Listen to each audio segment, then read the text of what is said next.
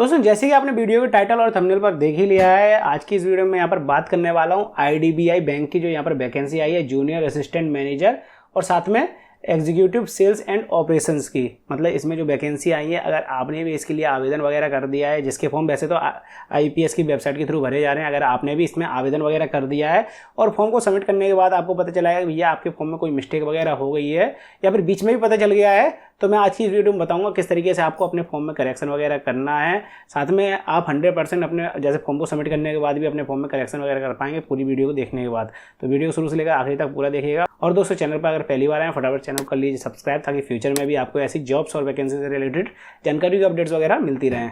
जब दोस्तों आप इसके लिए आवेदन वगैरह करेंगे तो सबसे पहले करना पड़ता है आपको यहाँ पर अपना रजिस्ट्रेशन, जिसमें आपको अपना ईमेल आईडी डालनी पड़ती है, मोबाइल नंबर डालना पड़ता है और आपको फिल करना पड़ता है अपना नाम।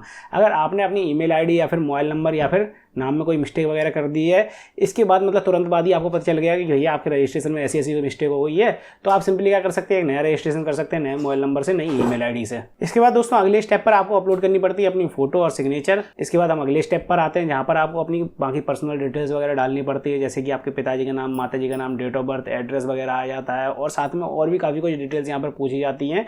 तो अगर आपने इसमें कोई मिस्टेक कर दी है और अभी तक आपका फॉर्म सबमिट वगैरह नहीं हुआ है, तो आप बैक करके यहाँ पर आ सकते हैं और यहाँ पर एडिट वगैरह कर सकते हैं। लेकिन अगर आप प्रीव्यू वाले पेज पर आप आगे बढ़ गए तो आप बैक करके नहीं आ सकते हैं। प्रीव्यू वाले पेज तक अगर आप पहुंचे हैं तो वहां से आप बैक करके आ सकते हैं यहाँ तक। अगले स्टेप पर आपको अपनी एजुकेशन डिटेल्स वगैरह फिल करनी पड़ती है, वो भी अगर आपने प्रीव्यू वाला पेज क्रॉस कर लिया है, प्रीव्यू वाले पेज को आपने सबमिट कर दिया है, उसके बाद आपको पता चलेगा भैया आपके एजुकेशन में भी कोई मिस्टेक हुई है, तो वहाँ पर भी आप एडिट वगैरह नहीं कर पाएंगे। लेकिन हाँ, प्रीव्यू अगर आपने कर दिया, प्रीव्यू में पता चल गया है, तो वहाँ से आप बैक करके आ सकते हैं। यहाँ पर नीचे आपको बैक की बटन मिल जाएगी। इसके बाद दोस्तों आपको प्रीव्यू करने का ऑप्शन दिखता है, जहाँ पर आपको अपनी सभी डिटेल वगैरह चेक करनी पड़ती हैं।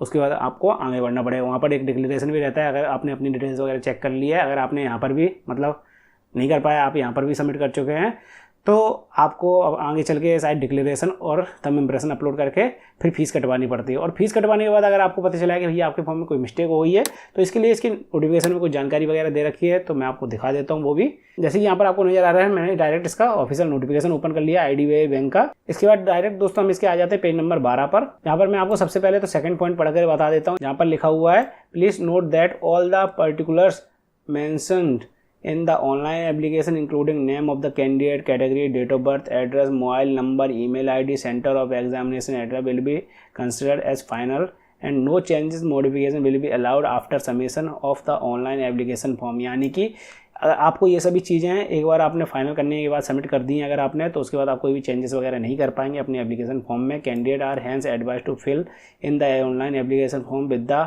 आउटमोड with care as no correspondence residence change of the details will be entered.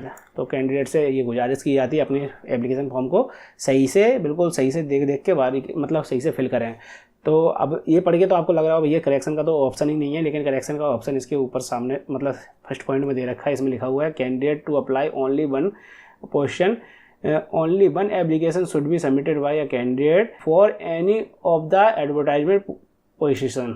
इसका मतलब दोस्तों कोई भी कैंडिडेट है वो सिर्फ एक ही बार अपने आवेदन को फिल करने के बाद सबमिट कर सकता है एक पोस्ट के लिए।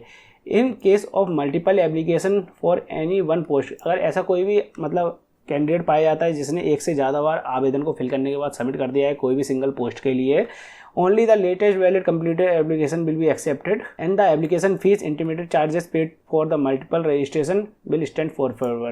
तो उसके इसमें क्या होगा दोस्तों, जो उसने आखिरी बार आवेदन फिल करने के बाद सबमिट किया होगा, जिसकी फीस वगैरह भी उसने कटवा दी होगी, तो वो यहाँ पर मान्य किया जाएगा। उसके पहले के जितने भी आवेदन उसने सबमिट किए हैं, भले ही उन सबकी फीस वगैरह कटवा दी हो, वो यहाँ पर उनके मान्य नहीं किए जाएंगे, वो सभी कैंसिल हो जाएंगे। मतलब लास्ट वाला आवेदन ही यहाँ पर मान्य किया जाएगा।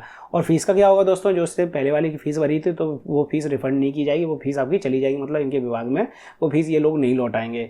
Multiple attendance appearance in the OT will be summarily rejected. अगर कोई कैंडिडेट जैसे उसने 2 बार फॉर्म को फिल कर दिया है, 3 बार फॉर्म को फिल कर दिया है और वो 3 बार एग्जाम देने भी चला जाता है और वहाँ पर पकड़ा जाता है, तो उसके सभी फॉर्म यहाँ पर निरस्त कर दिए जाएंगे।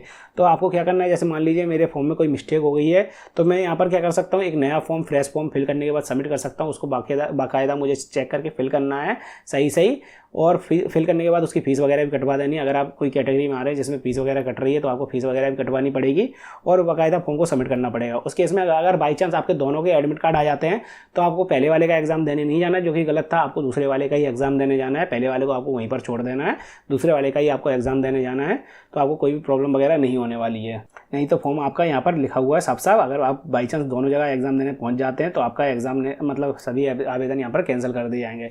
और बाई चांस आपसे सेकंड फॉर्म में भी कोई मिस्टेक हो जाती है तो आप तीसरा फॉर्म फिल करने के बाद सबमिट कर सकते हैं। बस यहाँ पर यही दिक्कत है दोस्तों, फीस आपकी चली जाएगी, जो आपने पहली बार में फीस पेमेंट वगैरह कटवाई वो भी चली जाएगी।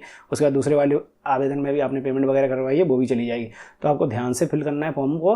अगर आपने पहली बार कोई मिस्टेक हुई तो आप दूसरा फॉर्म फिल करने के बाद सबमिट कर सकते हैं। तो दोस्तों यही जानकारी थी इसमें करेक्शन से रिलेटेड। अगर आपको वीडियो और जानकारी पसंद आई हो तो प्लीज़ वीडियो को लाइक कर दीजिए, चैनल पर पहली बार है तो सब्सक्राइब कर लीजिए। और हाँ दोस्तों, आपके मन में कोई भी करेक्शन से रिलेटेड क्वेश्चन वगैरह चल रहा है कि आपके फॉर्म में ऐसी कोई मिस्टेक हो गई है जिसको करेक्शन करना चाहिए या फिर नहीं करना चाहिए, उसके लिए दोबारा से फॉर्म को फिल करना चाहिए या फिर नहीं करना चाहिए, तो आप मुझे कमेंट सेक्शन में पूछ सकते हैं। कोशिश करूँगा आपके कमेंट्स और मैसेज का रिप्लाई करने की। और हाँ दोस्तों, अगर आप इसके लिए आवेदन वगैरह फिल कर रहे हैं दोबारा से और आपको लगता है आप खुद ही आवेदन को फिल कर सकते हैं और बस वहाँ पर फोटो सिग्नेचर वगैरह आपको अपलोड करने में प्रॉब्लम आ रही है, डिक्लेरेशन और थंब इम्प्रेशन जो यहाँ पर अपलोड किया जाता है, तो उसके लिए मैंने अलग से वीडियो बना दी। आप ऊपर वाली वीडियो को क्लिक करके वहाँ पर पहुँच सकते हैं।